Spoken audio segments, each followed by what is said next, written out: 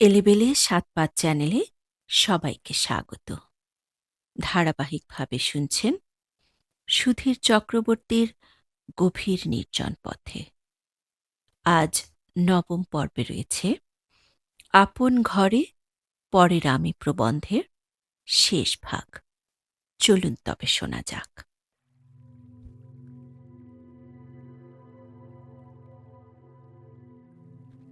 চৈত্রের এক সকালে পৌঁছলাম সেই গোড়াডাঙ্গা।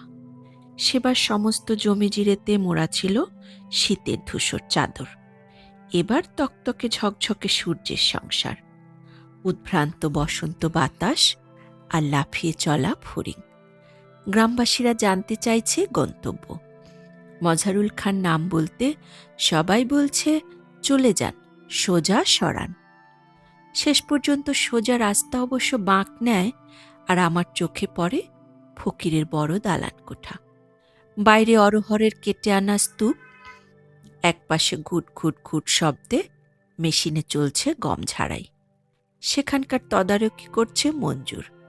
হেসে এগিয়ে এলো। সত্যি এলেন তাহলে? আসুন, বসুন ঘরে, আব্বাকে ডাকি। আব্বা আসার আগেই অবশ্য বাড়ির ক্ষুদে ছেলে মেয়েগুলো জটলা করে। অবাক হয়ে দেখে শহরবাসী আজব জীবটিকে। আমার চোখ ততক্ষণে উঠোনে। সর্ষে শুকোচ্ছে, ছোলা গাছ এক মাজা আনা হয়েছে, এখনো মারাই হয়নি। বাড়ির বউরা বেগুন ফুলি আর কটকটে সবুজ শাড়ি পরে গেরস্থালি সামাল দিচ্ছে। সম্পন্ন সংসার, বিস্তারধর্মী গৃহস্থ। ধানের ৩টে মড়াই, কিন্তু গরু নেই তো। গোয়ালি বা কই? মঞ্জুর এসে বলল, আব্বা আসছেন নাস্তা সেরে, একটু বসুন। আমি বললাম, মঞ্জুর, তোমাদের এত বড় সংসারে গরু নেই কেন? ছিল ৩-৪টে, বেচে দেওয়া হয়েছে। কেন? লোকের অভাব। আজকাল তো কিষাণ মেলায় ভার, বাড়িতে কাজের লোক পাওয়া যায় না। গরু রাখলে জানেন তো, গরুর মতোই খাটতে হয়। বাড়ির বউরা সব দিক সামাল দিয়ে আর পারে না, তাই সব দিক ভেবে। আজ থাকবেন তো? গান বাজনা হবে, সবাইকে খবর দেব। ইতিমধ্যে মঞ্জুরের মামা খয়বর এসে পড়ে। আগেরবার শুনেছি তার বাঁশি বাজানো। আসলে মজারুল খাঁ ছেলেদের নিয়ে আর শ্যালক খৈবরকে নিয়ে এক ফকিরি গানের দল বানিয়েছেন। নানা গ্রামে গিয়ে বেড়ায় এই দল। মজারুল গান লেখেন, জমায়েতে গানের তত্ত্ব ব্যাখ্যা করেন। কবার বাংলাদেশে লালন শাহের মাজারেও গিয়ে এসেছে এরা। প্রায় সমস্ত দরজা জুড়ে মজারুল ঢুকলেন ঘরে। ৬ ফুটের ওপর লম্বা মানুষ, তার সঙ্গে মানানসই রকমের চওড়া, পরনে সাদা শার্ট ধুতি। চেহারা দেখলে ফকির বলে মনে হয় না। আসলে ফকিরি তো একটা দেহগত জীবন পদ্ধতির নাম, সেই সঙ্গে মনেরও উন্নত প্রকর্ষ। বাহ্যিক পোশাক আশাক চুলদারি যে রাখতেই হবে এমন তো কোনো কথা নেই। তাছাড়া মজারুল পুরো গৃহী মানুষ। এখন অবশ্য ছেলেরা লায়েক হয়ে গেছে, তারাই দেখে সব দিক। বাবাকে মুক্তি দিয়েছে তার নিজস্ব বৃত্তে। বসে ধাতস্থ হয়ে কথা চালাচালি শুরু হতে একটু সময় লাগলো। তার মধ্যে চিড়ে দুধ এলো। মঞ্জুর বলল, এমন আমাদের গ্রাম যে একটা মিষ্টির দোকান নেই। মিষ্টি আনতে যেতে হয় ৬ মাইল দূরে, সেই নাজিরপুরে। আপনাকে আদর আপ্যায়ন করতে পারলাম না। আগে খবর পেলে। তার কথা থামিয়ে বলি, মানুষের কাছেই তো আশা। খাওয়াটা গৌণ, শুধু দেহরক্ষা বই তো নয়। বাধা দিয়ে মাঝারুল বললেন, কথাটা ঠিক বললেন না। এই জগতের নাম দুনিয়া। দুটো জিনিস নিয়ে জগৎ চলছে। কি কি বলুন তো? নিজামী বলেছিল বড়লোক ছোটলোক, ধনী দরিদ্র, মনে পড়ল। কিন্তু সে কথা এখানে খাটবে না, তাই চুপ করে জিজ্ঞাসু চোখে চাইলাম কেবল। মজারুল বললেন, দুনিয়া মানে দুনিয়া। সেই দুই হল জিহ্বা আর লিঙ্গ। এই দুই দিয়ে যাবতীয় আস্বাদন। আস্বাদনই তো বেঁচে থাকা। বলতে গেলে প্রথমেই চমকে উঠলাম। প্রথমত তার বস্তুবাদী চিন্তার স্বচ্ছতায়, আর দ্বিতীয়ত মঞ্জুরের উপস্থিতিতেই তার এই স্পষ্ট কথা বলার ভঙ্গিতে। মঞ্জুরকেও অবশ্য কিছুমাত্র অপ্রতিভ বা বিব্রত দেখালো না। সেটাও আমার উচ্চবর্গীয় জীবনযাপনের ধ্যান ধারণায় চমকে যাবার মতোই। যাই হোক, ক্ষণিক চমক কাটিয়ে উঠে আমি বললাম, ওই আস্বাদনের ব্যাপারটা ব্যাখ্যা করুন একটু। হ্যাঁ, সেটা বোঝা দরকার। দেখুন, মানুষের শরীরে আস্বাদন করবার জন্য আল্লাহ ওই দুটোর সৃষ্টি করেছেন, কিন্তু তার মধ্যে মজা আছে একটা। দুটোর দ্বারা একসঙ্গে আস্বাদন সুখ পাবেন না, আলাদা আলাদা। কেন? ভেবে দেখুন, যখন পোলাও কালিয়া রাজভোগ খেয়ে জিভের সুখ পায় মানুষ, তখন কি তার দেহ সঙ্গমের ইচ্ছা হয়? আবার যে সময় কেউ সঙ্গম করে, তখন মুখের সামনে পোলাও কালিয়া দিলেও মুখ ফিরিয়ে নেবে। অদ্ভুত আইন। যখনকার যা, তখনকার তা। আর ওই যে বললেন, আহার মানে দেহরক্ষা, ওটাও হিন্দু আইনের কথা। উপোস, ব্রত, পার্বণ, দেহকে সংযমে রাখা ওসব বাজে। মনের সংযম আসল। আর দেহরক্ষাই তো আসল ধর্ম। আমাদের ফকিরি মতে বলে, পঞ্চভূত ভর করে ফলমূল দানা শস্যে। সেই খাদ্য থেকে শুক্রের জন্ম, শুক্রই জীবন, তার পতনেই মৃত্যু। বিন্দু রক্ষাই তো আমাদের করণ। খুব স্পষ্ট কথা, স্বচ্ছ চিন্তা। তবু একটু রন্ধ্র খুঁজতেই যেন আমি বললাম, বিন্দুর ক্ষয় তো দেহধর্ম, তা কি অস্বাভাবিক? কেন অস্বাভাবিক হবে? রিপু ইন্দ্রিয়াদিকেও কিছু দিতে হবে বই কি। রিপু দমন, ব্রহ্মচর্য এসব বস্তুবাদীদের কথা নয়। আমার কি সন্তান হয়নি? চা খেতে খেতে মজারুল শুরু করলেন আবার। আমার এখন বয়স ৬০। ২০ বছর বয়সে বিয়ে হয়েছে। ২০ থেকে ৩০, এই ১০ বছর আমি সন্তানের জন্ম দিয়েছি। ব্যাস। আমার ২ বিবি, ৩ ছেলে ১ মেয়ে। বড় বউয়ের কোলে ছেলে, ছোট বউয়ের কোলে মেয়ে। ব্যাস, আর জন্ম দিইনি। এমনভাবে বলছেন যেন জন্মদান আপনার ইচ্ছা অনিচ্ছার ব্যাপার। বস্তুবাদে তো তাই। পুরুষ ক্ষেত্রজ্ঞ, নারী ক্ষেত্র। বীজ খাঁটি হলে, জমি উর্বর হলে ফল হবে। আবার বীজ বিনা শুধু কর্ষণে ক্ষতি নেই।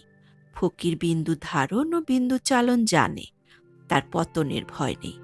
আমার ছেলেরাও ফকিরি মতে আছে। একেবারে তো বিনা যুদ্ধে আত্মসমর্পণ করা চলে না। তাই ফকিরকে একটু টোকা মারবার জন্যে বললাম, ২ বার বিয়ে করলেন কেন? ইসলামে প্রশস্ত বলে? আরে না মশাই, মোঝারুল একগাল হেসে বললেন, নিতান্ত প্রয়োজনে। আমার বড় বউ খুব সুন্দরী আর খুব ভালো মানুষ। সংসার যখন বড় হয়ে গেল, ৪টে-৫টে সন্তান হলো, সে ন্যাকাবোকা মানুষ সব দিক সামাল দিতে পারত না। তাই আবার বিয়ে করলাম। আমার ছোট বউ খুব খাটিয়ে আর খুব হিসেবি। আমার সংসার সেই মাথায় করে রেখেছে। ছেলেদের তো সেই মানুষ করেছে। তাকে কিন্তু দেখতে ভালো নয়। যাকগে, ওসব ভ্যান তারা কথা। কি সব যেন জানতে চান? জিজ্ঞেস করুন দেখি। যা জানতে চাইব সব বলবেন? গোপন করবেন না তো? যা জানি তা সব বলব। যা আমার জ্ঞানে নেই তা বলতে পারব না। জানেন তো, রশিদের পদে বলছে, সাজিয়ে আলেম হইলে জালেম, লান্নতের তো পড়িবে গলায়। তার মানে, আলেম মানে জ্ঞানী, জালেম মানে অন্ধকারাচ্ছন্ন অজ্ঞানী। অজ্ঞানী হয়েও যদি কেউ জ্ঞানী সাজে, তবে তার গলায় পড়বে পাপ বন্ধন। তো আপনি এবার প্রশ্ন করুন। আমি বললাম, আপনারা তো বর্তমানবাদী। তার মানে কি? এক কথায় লালনের গানে কথাটা বোঝানো আছে, যারে দেখলাম না নয়নে, তারে ভজিব কেমনে। যার বস্তুরূপ নেই, তাকে অনুমানে আমরা বুঝতে চাই না। ইন্দ্রিয় দিয়ে যা প্রমাণ করা যায় না, তা আমরা মানি না। সেই জন্য আমরা আগে রূপ দেখি, তবে সেজদা দেই। আবার এই রূপ নেই বলে আমরা পুনর্জন্ম মানি না, প্রমাণ নেই। যে রূপ নিয়ে মানুষ জন্মায়, মরণের পর তো সেই রূপ আর ফেরে না। লালন তাই বলেছেন, নামের তুল্য নাম পাওয়া যায়, রূপের তুল্য রূপ কোথা পাই। বাউলরাও তো বর্তমানবাদী। তাদের সঙ্গে আপনার তফাৎ কোনখানে? তফাৎ কোথায় জানেন? বাউলরা মেয়ে ছেলে সাধন সঙ্গিনী নিয়ে সব জায়গায় ঘুরে বেড়ায়। ওটা ঠিক নয়। কেন?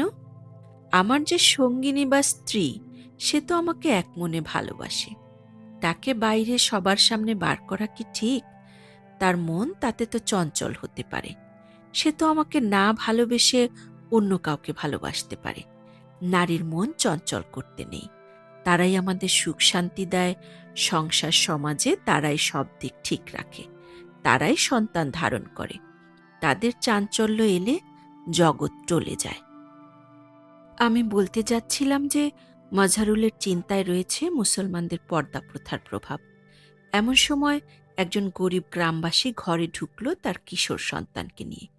ছেলেটা রাতে খোয়াব দেখে হাসে, লাফিয়ে ওঠে। ফকির সাহেব যদি তাকে কোনো কবজ তাবিজ দেন। মজহারুল আমার কাছ থেকে এক টুকরো কাগজ নিয়ে তাতে কী সব আঁকিবুকি কাটলেন। তারপরে সেটা মুড়ে তাতে দুবার ফুঁ দিয়ে মাদুলিতে ভরে লোকটিকে দিয়ে বললেন, কালো সুতো দিয়ে বাঁ হাতে বেঁধে দেবে।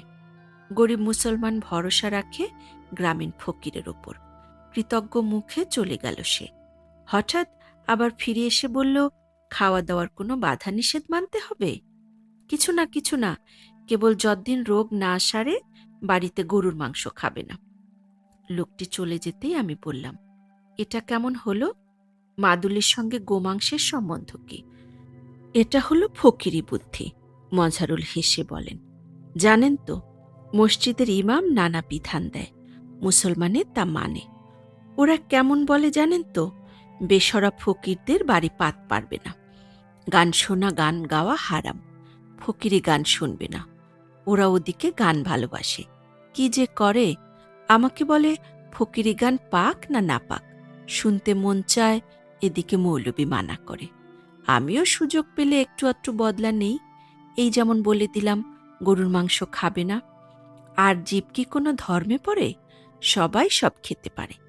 ঈশ্বর কি কোনো ধর্মে পড়েন? একদম নয়। শোনেননি সে গান? মুসলমান ভাবে আল্লাহ আমাদের দলে, এমন বোকা দেখেছ কে কোন কালে? আল্লাহ কারো নয় মেশো খুঁড়ো, এ কথাটির পেলিনে মুড়ো, চুল পেকে গেলিরে বুড়ো খবর না নিলে। তার মানে আল্লাহ আমারও? হ্যাঁ, কেন নয়, কৃষ্ণও তো আমার। আপনি কবির গোসাইয়ের গানে শোনেননি, আল্লাহ আল জিবায় থাকেন আত্মসুখে, কৃষ্ণ থাকেন টাকরাতে? কৃষ্ণকে তো আপনারা শুক্র বলেও মানেন। হ্যাঁ, নরনারীর দেহ মিলনে তার রাসলীলা। নারীর শরীরে থাকে রাধাবিন্দু, সেখানেই মেলেন কৃষ্ণ। তাহলে চুম্বন, আলিঙ্গন, স্পর্শন এসব কি? ওরা কৃষ্ণের সহচর দ্বাদশ গোপাল। শ্রীরাম, সুদাম, বসুদাম, এদের নাম শুনেছেন তো? নারীর শরীরে কি তবে কৃষ্ণ থাকেন না? হ্যাঁ, সেখানে তার কাজ আলাদা। কৃষ্ণ সেখানে পালনকর্তা। তাই নারীর গর্ভসঞ্চার হওয়ার সঙ্গে সঙ্গেই তিনি আসন নেন গর্ভ ফুলে। সেই ফুল থেকে রক্তরস পান করে শিশু বেঁচে থাকে। তারপর শিশু জন্মেই সেই কৃষ্ণকে হারায় আর কাঁদে শুধু, কাহা কাহা বলে। এই কাহা মানে আমি কোথায়, কৃষ্ণই বা কোথায়? খানিকক্ষণের স্তব্ধতা নামে গোড়াডাঙ্গার ঘুঘু ডাকা মধ্যদিনে। আমি অবাক হয়ে ভেবে চলি, কেমন করে এমন সব বিচিত্র ভাবনা বয়ে চলেছে আমাদের সকলের অগোচরের জগতে। এদেরকে ভ্রান্ত বলবো নাকি বাতুল? এ কথাও তো ভাবতে হবে, এমন সৃষ্টি ছাড়া ভাবনা ধারণা নিয়ে এই যে বেঁচে থাকা, তাতে চলমান জীবনের সঙ্গে কোনো সংঘাত হচ্ছে না। জন্ম, মৃত্যু, বিবাহ ঘটে যাচ্ছে, উন্নত সার ব্যবহারে জমি হচ্ছে অতি প্রজ, গভীর নলকূপের জল পাচ্ছে চাষি, আধুনিক যন্ত্রে ঝাড়াই হচ্ছে মাঠের পর মাঠ ভরা গম। তার মধ্যেই ফকির তত্ত্ব চলছে, শরীয়ত মারফতে চলছে অন্তর্গুরো রেশারেশি।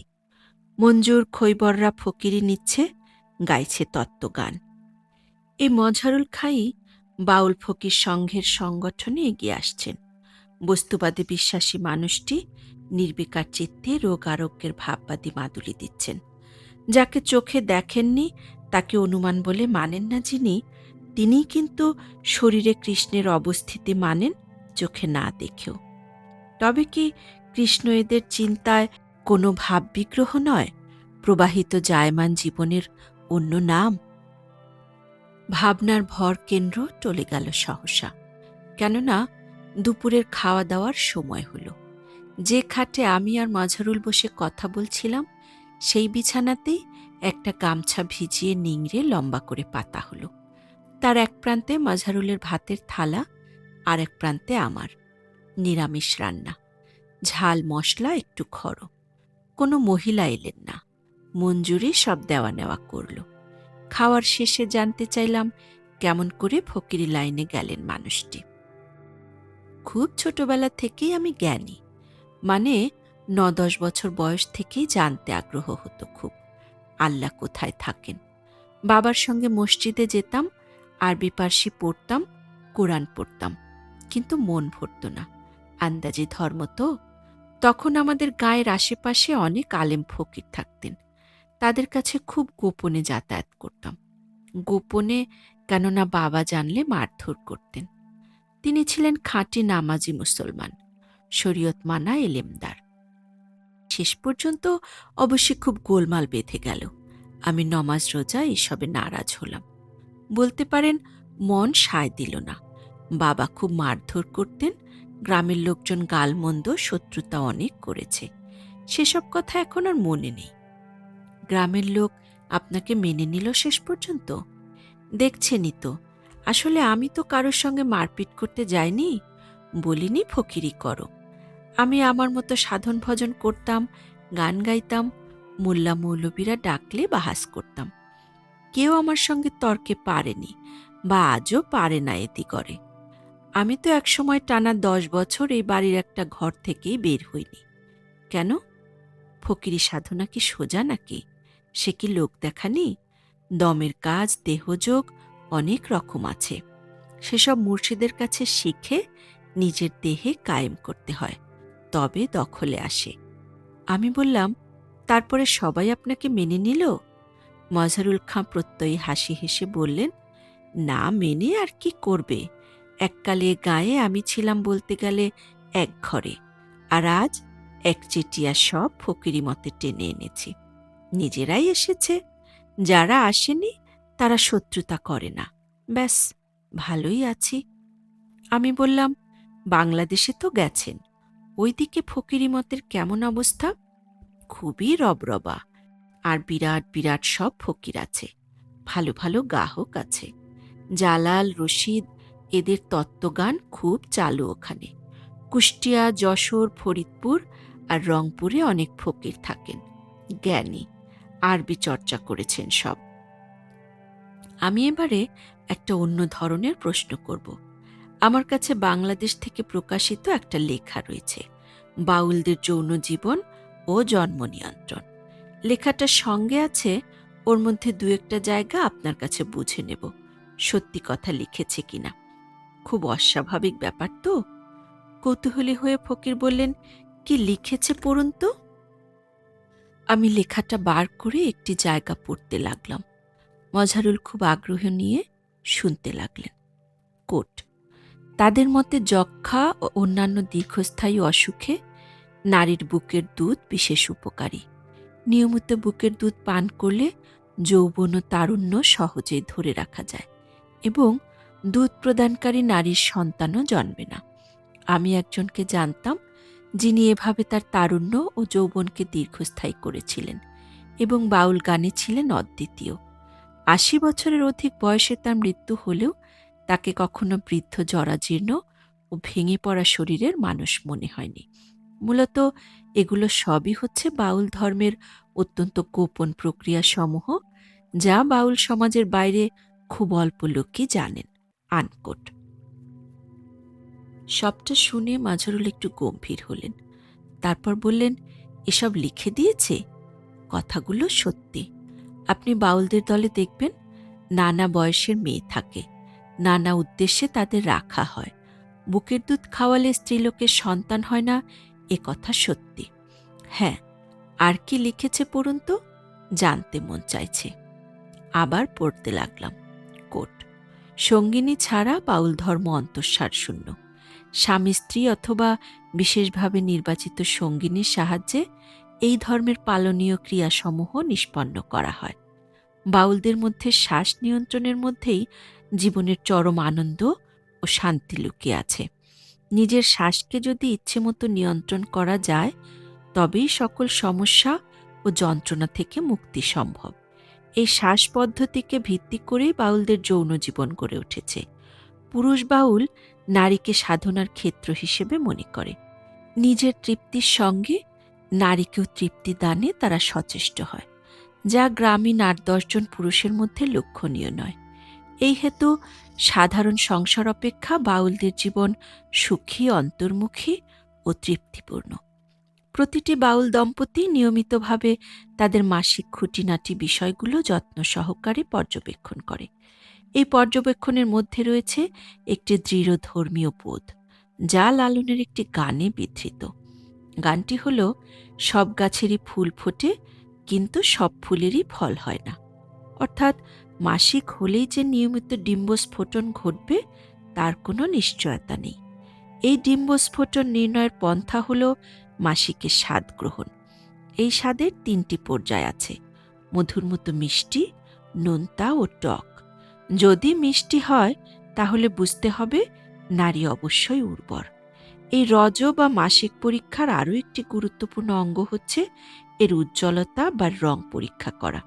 একটি সাদা কাগজ বা সাদা কাপড়ের ওপর ১ ফোঁটা রজ নিয়ে সূর্যালোকে ধরলে এক যথার্থ রং প্রকাশিত হয়। রজের রং ৪ ধরনের হতে পারে: লাল, হলুদ, কালো এবং সাদা।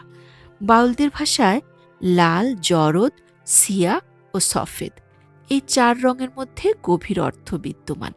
এখানেও লাল রঙের অর্থ নারী উর্বর। বাউলদের মতে নারী ও চাঁদের মধ্যে কোনো পার্থক্য নেই। এখানে বলা দরকার, বাউলদের মতে পুরুষরা সবসময়ই উর্বর থাকে না। পূর্ণিমার সময় পুরুষদের উর্বরতা বিশেষভাবে বৃদ্ধি পায়। আনকোট। সব শুনে মাজহারুল বললেন, সব কথাই ঠিক লিখেছে, আর এসব কথা তো বাউল গানেই আছে। চাঁদের গায়ে চাঁদ লেগেছে, শোনেননি? আরেকটা গানে আছে, অমাবস্যায় চাঁদের উদয়, শুনেছেন? শুনেছি, কিন্তু মানে বুঝিনি। নারীর রজস্রাবের সময়কে বলে অমাবস্যা। এই সময় বাঁকা নদীর বাঁকে অধর মানুষ মহামিন রূপে খেলতে আসেন। তাকে ধরতে হয় সেই সময়। সেই হলো মহাযোগ। কিছু বুঝলেন না, তাই নয়? আচ্ছা, লালনের একটা গান শুনুন। ৩ দিনের ৩ মর্ম জেনে রসিক সাধলে ধরে তা একই দিনে। অমাবস্যা প্রতিপদ দ্বিতীয়ার প্রথমে শ্বেত, দরবেশ লালন বলে তাই তার আগমন সেই যোগের সনে। এর মানে হল, নারীর রজস্রাবের প্রথম ও দ্বিতীয় দিনের মাঝামাঝি সময়ে নারীর শরীরে আলেখ্যের খেলা। তাকে ধরতে পারলে পাওয়া যাবে কোটি জন্মের সুখ। আর উল্টে যদি ঘটে যায় বিন্দুপতন, তবে সাধককে চিবিয়ে চুষে খাবে কামকুমির, সাধকের পতন হবে। বেশ বুঝলাম, কিন্তু পূর্ণিমাটা বোঝান। ওই যে তখন বললেন অমাবস্যায় চাঁদের উদয়। ও, আকাশে যখন পূর্ণিমার তিথি তখন পুরুষের জোয়ার, আর সেই সময়ে যদি নারী সঙ্গিনীর ঘটে অমাবস্যা, তবে সেই সংযোগ হল সেরা সাধন সময়। খুব কম ঘটে সচরাচর। আমি বললাম, এবারে বুঝলাম, বাউল ফকিরদের দেহযোগ আসলে এক লুকোচুরি খেলা। ওদিকে কামনার দারুণ টান, মহামিনের পাশেই আছেন কুমির। ঠিকভাবে মিনকে খেলাতে পারলেই অধর মানুষ ধরা পড়বে অটলের সাধনে, আর ভুল করলেই কুমিরের মুখে পতন। ঠিক বুঝেছি তো?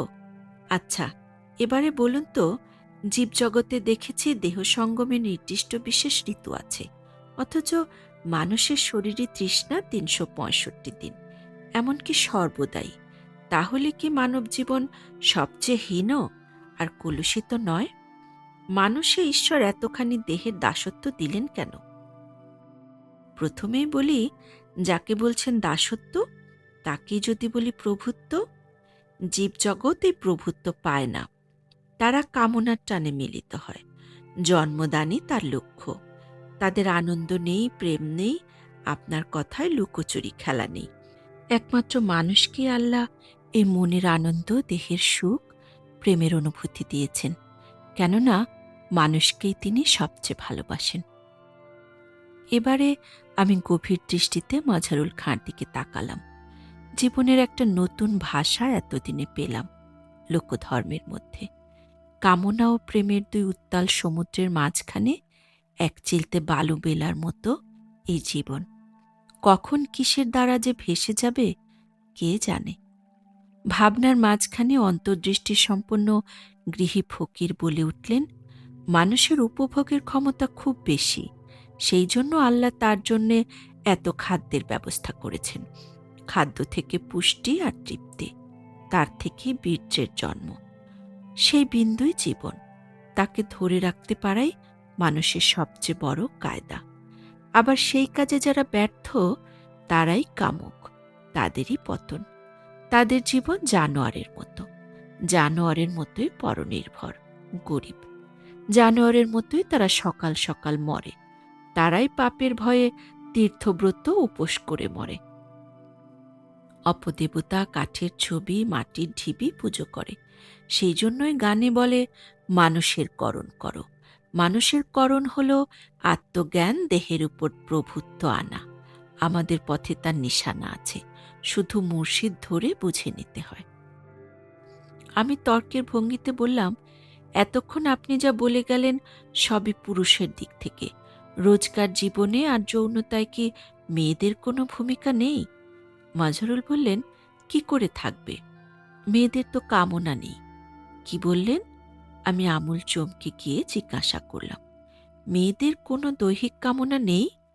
মাজহারুল খুব অনায়াসে বললেন, আপনি তো বিবাহিত, বলুন তো সত্যি করে, কামনা আপনারই তরফে আগে আসে নাকি? চুপ করে গেলাম। মাজহারুল আরেকটু উজিয়ে দিয়ে বললেন, শরীরের দিকে যে প্রথম আকর্ষণ, সে কি স্ত্রীর প্রতি স্বামীর নয়? শরীরের সম্পদও কি তাদের বেশি নয়? পুরুষ কি দস্যু ডাকাতের মতো নারীকে ভোগ করে না? আমি দারুণ বিভ্রান্ত হয়ে যেন খানিকটা অসহায়ের মতো বললাম, তবে নারী কামনাময়ী হয় কি করে? তার দেহ কি সাড়া দেয় না? পুরুষ স্ত্রীলোকের মধ্যে কামনা জাগিয়ে দেয়। মূলে তাদের দেহে কোনো কামনা থাকে না, তারা কামনা শূন্য।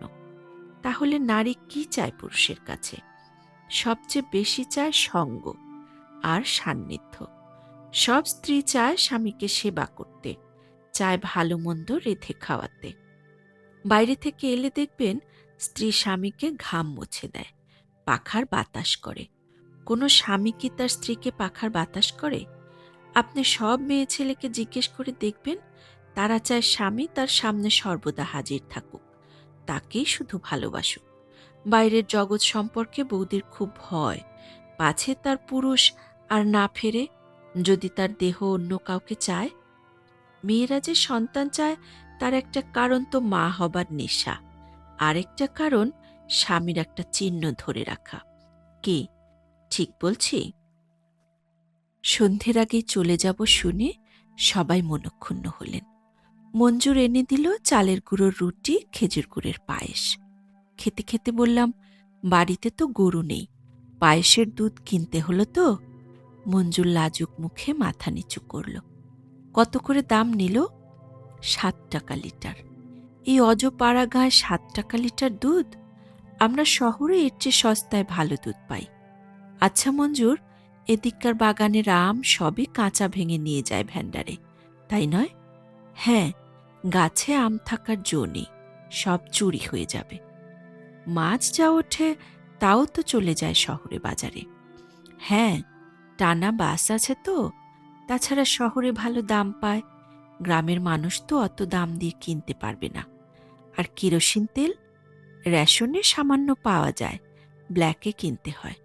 মাজহারুল খাঁ আবার এসে বসলেন, বললেন, এভাবে এলে কি হয়?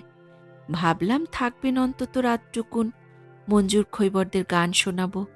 যাকগে, আবার আসবেন যখন বলছেন, তখন সে ভরসায় থাকবে বসে এই গরিব ফকির মানুষটা। আপনি এলেন তাই তত্ত্ব কথা দুটো হলো। এখানে আলাপ আলোচনার তেমন মানুষজন কই। তা আপনি যা সব জানতে চান তার জবাবে সন্তুষ্ট হলেন তো? আমরা তো লেখাপড়া করিনি, কথাও গুছিয়ে বলতে পারিনি। অবশ্য জিজ্ঞাসারও শেষ নেই মানুষের। কি একেবারে চুপ মেরে গেলেন যে? বললাম, না, চুপ করছি না, প্রশ্নেরও তো শেষ নেই। কিন্তু এক নাগাড়ে তো সকাল থেকে শুধু জিজ্ঞেস করে যাচ্ছি, শুধুই বকাচ্ছি আপনাকে। কিচ্ছু না, কিচ্ছু না, মজহারুল বললেন। আমি সেরকম জ্ঞানী নই যে সব ভেতরে লুকিয়ে রাখব। আমি জানি যেটুকু তা বলতে সবসময় রাজি, তবে পাত্র বুঝে। বলুন আর কি প্রশ্ন? আপনার যাবার সময় তো ঘনিয়ে এলো এদিকে। আমার মাথায় ছিল বিমল বাউলের বলা সেই কুমারী মেয়ের প্রথম রজদানের কথাটা। বলতে গেলে লোকধর্মের সবচেয়ে নিগুড় গোপন প্রসঙ্গ। তবে বিমল খবরটাই শুধু দিতে পেরেছিল, বিশ্লেষণ করতে পারেনি। তার পক্ষে তা সম্ভবও ছিল না। মজহারুলের মতো তত্ত্বজ্ঞানীর কাছে প্রশ্নটা রাখতে লোভ লাগল। খুব গুছিয়ে ভেবে চিনতে সম্ভ্রম নিয়ে প্রশ্ন করতেই মজহারুলের মুখটা বিচিত্র উদ্ভাসে ভরে উঠল। খুব অনুচ্চ স্বরে বললেন, কোটি জন্মের যায় পিপাসা বিন্দুমাত্র জল পানে। বলেই একটা দীর্ঘ নিঃশ্বাস ফেললেন। কি হলো? আমি বললাম, আপনার মনে কোনো আঘাত দিলাম নাকি অজান্তে? তাহলে থাক এই প্রসঙ্গ। না, ওসব কিছু নয়। আমার মনের খুব নরম একটা জায়গায় ঘা লেগেছে। না না, তাতে আপনার কোনো দায় নেই। যাকগে, যে কথা আপনি বলছিলেন, কুমারী মেয়ের প্রথম রজস্নানের কথা বলছিলেন না? সে খুব পবিত্র জিনিস। অনেক ভাগ্যে সেই বস্তু মেলে বাউল ফকিরের কপালে। বিস্মিত হয়ে বললাম, সত্যি? কথাটা তাহলে অলীক নয়? অলীক? হ্যাঁ, একদিক থেকে ভাবলে অলীকই তো। বিনা মেঘে বর্ষণ বলে কথা শুনবেন, লালনের সে গান। বিনা মেঘে বর্ষে বাড়ি, শুদ্ধ রসিক হলে মর্ম জানে তারি। ও তার নাই সকাল বিকাল, নাহি তার কালাকাল অবধারী। মেঘ মেঘেতে সৃষ্টির কারবার, তারাও সকল ইন্দ্র রাজার আজ্ঞাকারী। নিরসে সুরস ঝরে, সবাই কি তা জানতে পারে সাইর কারিগরি। ও তার এক বিন্দু পরশে, সে জীব অনায়াসে হয় অমরি। কিছু বুঝলেন? কিছু বুঝলাম, কিছু অস্পষ্ট থেকে গেল। বিনা মেঘে যে বাড়ি বর্ষণের কথা বলা হয়েছে, তাই কি কুমারী মেয়ের প্রথম রজ? সেই জন্যই বুঝি বলা হয়, তার নাই সকাল বিকাল, নাই তার কালাকাল। হ্যাঁ, ঠিকই বুঝেছেন। এ কথাটাও বোধহয় বুঝলেন, মেঘ মেঘেতে সৃষ্টির কারবার। এবারে বুঝলাম। দেখুন তো বুঝলাম কিনা। বলা হচ্ছে, ইন্দ্রের আজ্ঞায় মেঘ বৃষ্টি দেয়, তবে সৃষ্টির কারবার চলে। তেমনি সায়ের কারিগরিতে যে রসের সঞ্চার হয়, তার থেকেই তো জীবন সৃষ্টির কারবার। নারীর রজ প্রবৃত্তির শুরু মানেই তার জন্মদানের সম্ভাবনারও শুরু, তাই নয়? এইভাবে বিশ্লেষণ করে চলেছি, আর রোমাঞ্চ হচ্ছে ভেতর ভেতর। খুবই কি আশ্চর্য নয় যে পুঁথি পড়া বিদ্যে সম্বল করে আমি কেমন অনায়াসে বুঝে যাচ্ছি লোকধর্মের কঠিনতম অতল রহস্য। এইখানেই বোঝা যাচ্ছে গুরুর প্রয়োজন এই ধর্মে কতটা। আগে শুনেছিলাম বাউল তত্ত্বে বর্জাক বলে একটা শব্দ আছে। বর্জাক মানে স্বর্গমর্তের মাঝামাঝি একটা জায়গা। শেষ বিচারের অপেক্ষায় আত্মারা সেখানে বাস করে। মারফতিরা গুরুকে বলেন বর্জাক, কেননা গুরুই মানুষ আর ঈশ্বরের মধ্যে সংযোগ করেন। আজকে সকাল থেকে এত গার্হ জীবনের তাপ মনে লাগছে, তার মূলে মজহারুল খাঁর সঙ্গ আর ইঙ্গিত। এসব গান তো লালন গীতিকায় আগেই পড়েছি, কিন্তু বুঝিনি এক বিন্দু। মজহারুল খুব বড় বর্জাক, সন্দেহ নেই। বর্জাকের মতো দৃঢ়মূল বিশ্বাসের স্বরে মজহারুল বললেন, সেই পবিত্র রজের এক বিন্দু স্বাদ স্পর্শ পেলে মানুষ হয় অমর। এই বিশ্বাস আমাদের। সেই জন্যই বাউল ফকিররা তাদের দলে সর্বদাই রাখে কিশোরী মেয়েদের, সদা সর্বদা নজর রাখে তাদের দিকে। রজ শুরুর প্রথম বিন্দু পান করতে পারলে বিপুল শক্তি আসে শরীর মনে। তাই আমরা বলি, কোটি জন্মের যায় পিপাসা বিন্দুমাত্র জল পানে। মজহারুল হঠাৎ হয়ে গেলেন আনমনা। এবারকার উদ্গত দীর্ঘ নিঃশ্বাসটা ততটা স্পষ্ট হল না। বুঝলাম, অনেক প্রয়াসেও সেই দুর্লভ পবিত্র বিন্দু তিনি জীবনে পাননি। ঘনায়মান আসন্ন সন্ধ্যার ছায়ায় কি তার মুখকে ম্লান করল, নাকি সে অন্যতর কোনো বেদনা? গোড়াডাঙ্গা গ্রামের প্রশস্ত বাস স্টপ। দাঁড়িয়ে আছি একা। হঠাৎ এগিয়ে এলেন এক গ্রামবাসী। নাম বললেন রমজান খাঁ। বাস স্টপের কাছে একটা ঘর নিয়ে হোমিওপ্যাথি করেন। দেখলেই বোঝা যায় আত্মতুষ্ট মানুষ। প্রাথমিক আলাপ পরিচয়ের পর বললাম, কেমন আছেন আপনারা এই গ্রামে? খুব ভালো, বললেন রমজান। আমরা খুব মিলেমিশে আনন্দে থাকি। খুব একটা অভাব নেই, রাজনৈতিক গোলমাল নেই, মানুষজন শান্তিপ্রিয়। কিন্তু আমরা যে শুনি গ্রামের লোকে খুব কষ্টে বাস করে, খুব দারিদ্র্য, দারুণ কষ্ট। সে কি? আমরা তো শহরে গেলে আপনাদের জন্যই কষ্ট পাই। গাদাগাদি করে ঘিঞ্জির মধ্যে বাস করেন, পথঘাট দারুণ নোংরা, কেউ কাউকে দেখেন না, একজন খেতে না পেলেও খবর নেন না। মারামারি, খুন জখম, ছিনতাই, ধর্মঘট, বিদ্যুৎ বিভ্রাট। সত্যি আপনাদের নিয়ে আমরা আলোচনা করি মাঝে মাঝে। কত কষ্টে বেঁচে আছেন। ইতিমধ্যে মঞ্জুর এসে দাঁড়িয়েছে সাইকেল নিয়ে। সে পাশের গ্রামে যাবে। আমায় দেখে দাঁড়িয়ে পড়ল। রমজান বললেন, বুঝলে মঞ্জুর, একে এতক্ষণ বলছিলাম যে শহর কত খারাপ, কি সুখে এরা সব থাকেন সেখানে। তোমার মনে আছে মঞ্জুর, গত পৌষ মাসে পশ্চিম পাড়ার আলতাফের বুড়ি দাদি শীতে কষ্ট পাচ্ছিলেন, আমরা সব চাঁদা তুলে লেপ বানিয়ে দিলাম। বুঝলেন, আমাদের গ্রামে কেউ উপোসী থাকে না। কেউ খেতে পায়নি শুনলে আমরা কোনো না কোনো বাড়ি থেকে তার খাওয়ার বন্দোবস্ত করে দিই। আর আপনাদের শহরে? আমি খুব অবাক হয়ে রমজানকে কিছুক্ষণ দেখলাম। লোকটা তার্কিক না ঝগড়াটে, সরল ভালো মানুষ না অতি চতুর? না, মুখে তো কোনো শয়তানি ছাপ নেই, বেশ সহজ আত্মতুষ্ট ভাব। বললাম, বেশ আছেন তাহলে, খুব ভালো। কিন্তু মঞ্জুরদের মতো সচ্ছল গেরস্থ বাড়িতে গরু রাখার উপায় নেই। 7 টাকা দিয়ে দুধ কিনতে হয়, আম নেই, মাছ পাওয়া যায় না, কেরোসিন মহার্ঘ, বাড়িতে কাজের লোক মেলে না। খবর নিয়েছি গ্রামে ডাক্তার নেই, লাইব্রেরি নেই, খবরের কাগজ আসে না। মিষ্টি কিনতে হলে যেতে হয় সে নাজিরপুরে। আচ্ছা রমজান ভাই, আমরা তো গ্রাম বলতে শুনি প্রাচুর্য, অপচয় আর বিস্তার। আচ্ছা বলুন তো, মানুষের জীবনের ধর্ম গুটিয়ে যাওয়া না বিকশিত হওয়া সব দিকে? এই যে আপনারা মেনে নিয়েছেন কখনো দুধ খাবেন না, মাছ খাবেন না, আম পাবেন না, মিষ্টি পাবেন না, বই পড়বেন না, কাগজ পাবেন না, এটাই কি জীবন? একেই ভালো থাকা বলে? এর একটাও তো আমরা মেনে নিইনি। আপনারা সত্যিই ভালো আছেন বলছেন?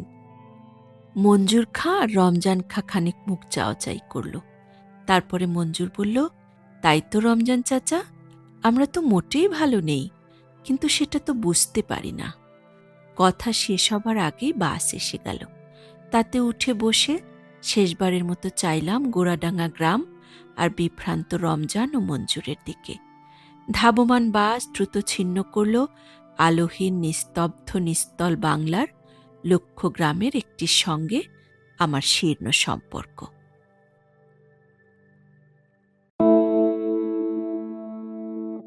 আজ এ পর্যন্তই। কথা হবে আগামী পর্বে। আমাদের পাঠ যদি ভালো লেগে থাকে তবে চ্যানেলটি সাবস্ক্রাইব করুন। ভালো থাকুন, ভালো রাখুন। কল্যাণ হোক সকলের।